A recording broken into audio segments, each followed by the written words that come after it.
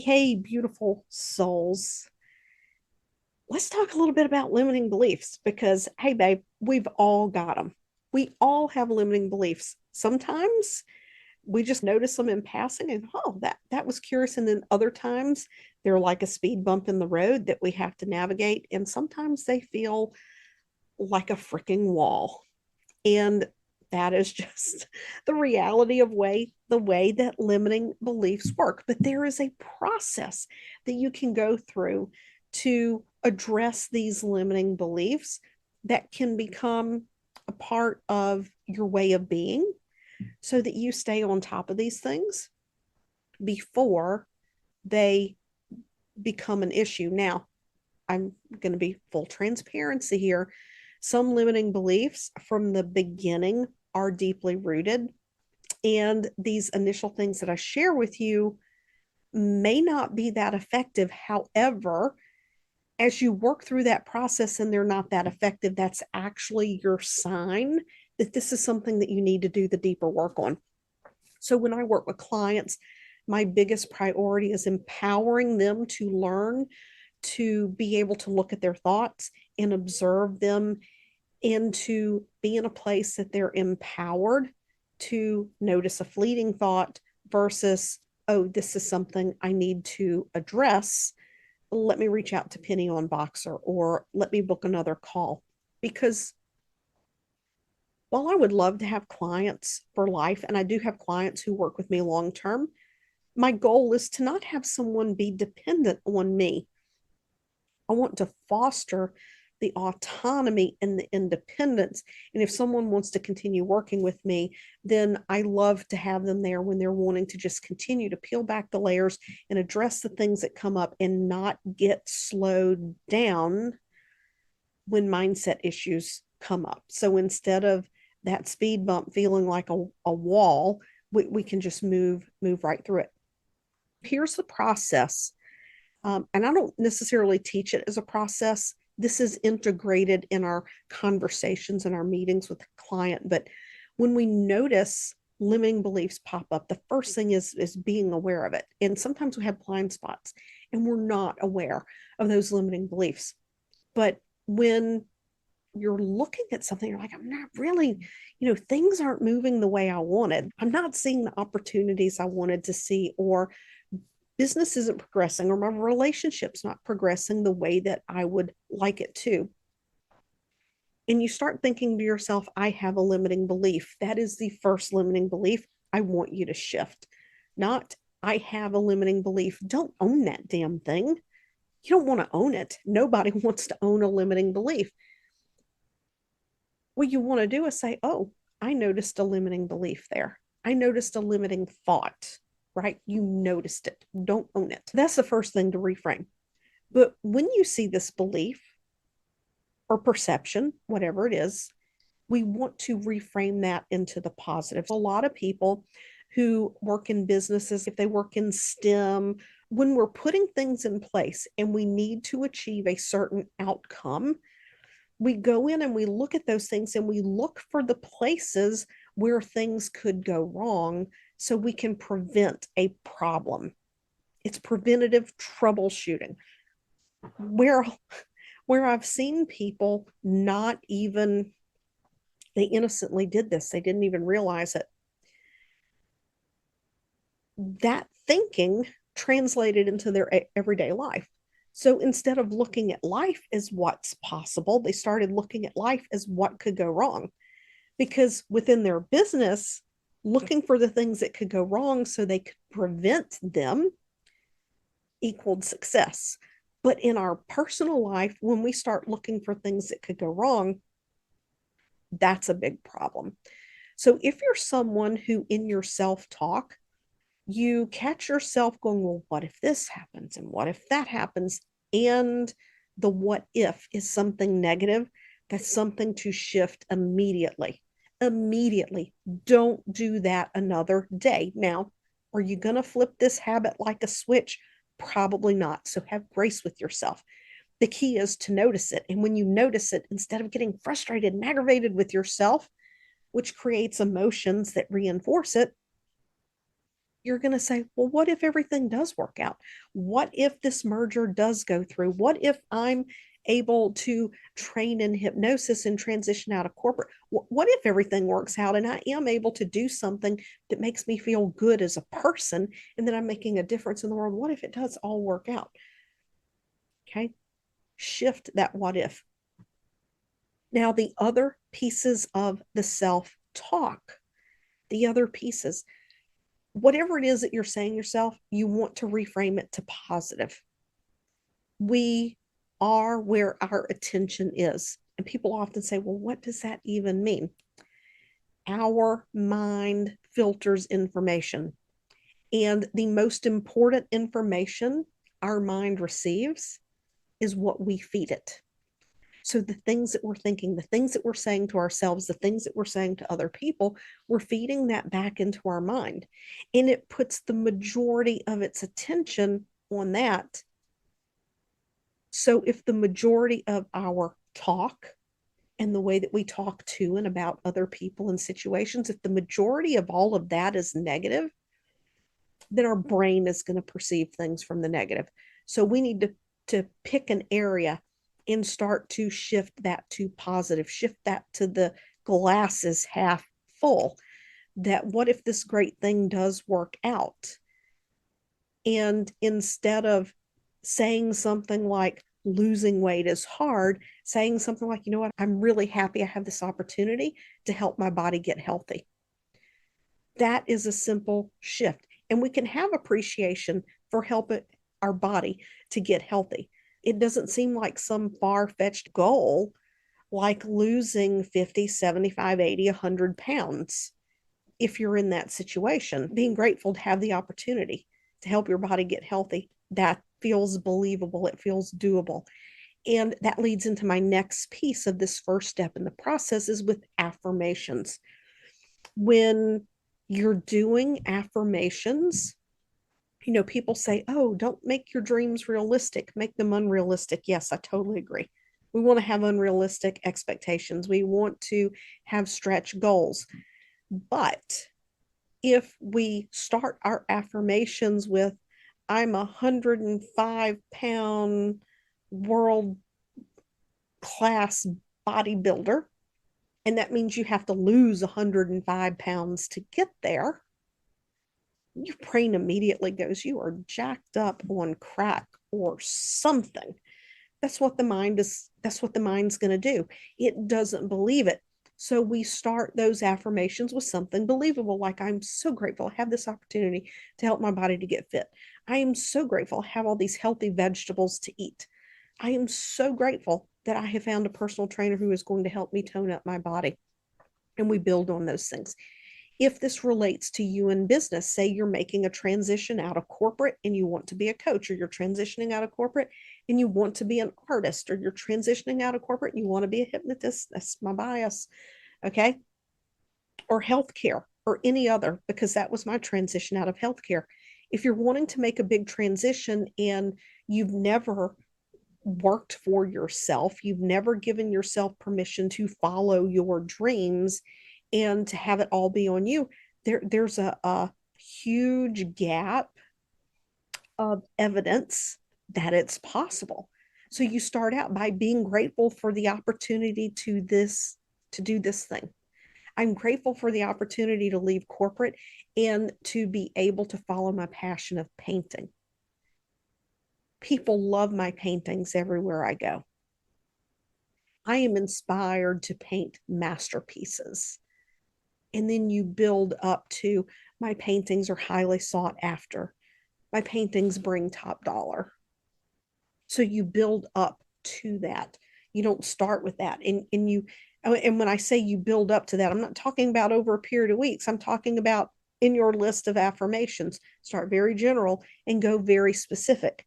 Now, if you notice that you're getting a lot of mental pushback on your affirmations, your limiting belief or this negative self-talk that you're dealing with, it might actually run pretty deep.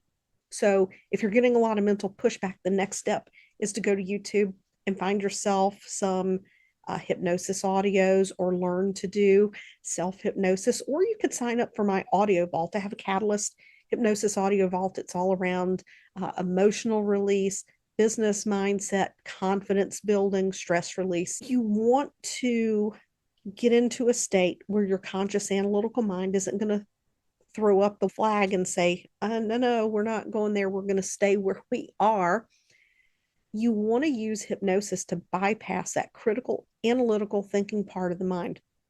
Now, when you use hypnosis audios or you do self hypnosis, it is a slower, steadier process. You are going to want to do things on repeat because what you're doing is you're rebuilding new pathways that you want to increase in importance over the old pathways, right? So with this style of hypnosis, we're not necessarily breaking beliefs, though it is possible and it does happen spontaneously. We create the opportunity for that to happen within the mind. But self-hypnosis, hypnosis audios, classical hypnosis, that requires repetition because you're building new neural pathways. If that helps you some, but you notice you're still getting triggered, the limiting belief is still there, you're still getting pushed back, you're able to move forward a little bit further than you were before, but you find yourself getting caught up with this limiting belief still. That does not mean that the hypnosis isn't working. It means you need a more directed approach.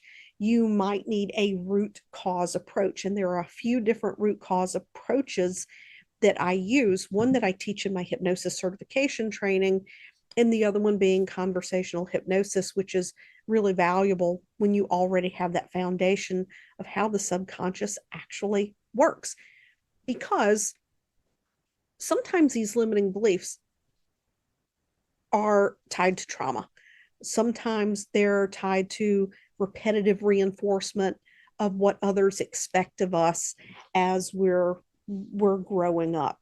I was working with someone in their entire life. One of their parents was someone who lived in constant fear. So every time they went out the door, be careful of this, watch out for that. This bad thing may happen, that bad thing might happen. So every time this person wanted, as a child and as a teen, every time they wanted to try something exciting and new, they constantly heard, you better be afraid of that. You better watch out. Something bad is going to happen. So what happened was the fear that something bad was going to happen got attached to their judgment of whether or not what they wanted was safe. It's like a micro trauma repetitively reinforced. But then to give you yet another example, I have worked with people who had an experience in their adult life. And within that, there was emotion. And subconsciously, their mind sees the situation and it's like, you know what, this is important to me, this connection is important to me, this remembrance is important to me, what this person taught me is important to me. And then down the road they're living life and they go to make a decision and they start to doubt themselves, and then they make another decision and they doubt themselves again. And what we uncovered in this process of doubt that they were experiencing, there wasn't a limiting belief there. But what happened was their mind saw the decisions that they were making to be out of alignment with another person's point of view. And they highly valued their relationship with this other person. They highly valued the relationship with this other person. So when this opportunity came along and they took advantage of this opportunity, which was in total alignment with who they are and what they want to do, they were immediately getting this pushback and guilt that they shouldn't have done it. And when we went in and took a look at it, we broke through this in our first call because we did a lot of deep work. It actually had to do with the fact that the choice they made was not something this relationship that they valued so much. It wasn't something that this person would have done. So there was a part of them that felt like they were dishonoring the relationship with this other person by making this decision, and they felt guilty about it. And it was significantly impacting their business. And we moved right through that. Why do I share that? What even makes that important? And I know I'm being vague, and I'm being vague intentionally around that. I don't like to give specifics sometimes. I share that because we have to break this idea that all limiting beliefs are tied to trauma. We have to break this idea that, something happened in our past to cause a limiting belief. Sometimes it's not a limiting belief, sometimes it's a misalignment of our values, and our values drive our choices. And this is the benefit of working with someone who exclusively works with the subconscious paradigms and paradoxes that come up on a personal evolution journey, because there's a deeper understanding that it's not just limiting beliefs, it's not just trauma. You don't need to do age regression for everything. You don't need to go dig things up that may not even be a problem. And that's one of the things that's beautiful about the hypnosis certification training that I have coming up. If you are someone who wants to help people to expand beyond their limiting beliefs, to create a life that's amazing beyond their wildest dreams, to simply be happier, to be more fulfilled, to break the habits and behaviors that are holding them back. Or maybe you want to work with people who have physical issues. Hypnosis is great for physical issues. There's a video that I have of Christy over on YouTube. We'll link it in the show notes. I worked with Christy for confidence to overcome fear of falling. And a year ago, when they reached out to me, 1 year ago, when they reached out to me, she didn't even want to get dressed, get out of bed, get into a wheelchair. Now she will walk on a treadmill. She has learned to walk up and down stairs.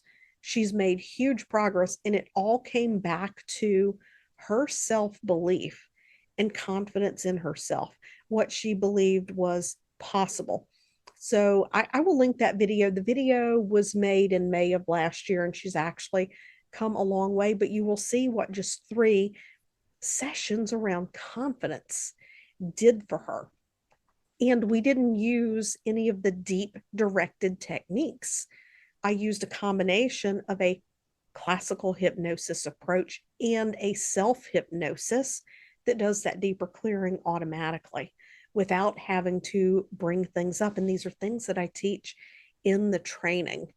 So if you've been wanting to help other people, you've been uncertain how you want to do that, but hypnosis has been something that's interesting, and you're asking yourself, should I be a hypnotist? Should I be a hypnotherapist? I want you to go to my information page because I answer those questions. And there are some things that when you train with me that you're going to get access to that a lot of people don't offer.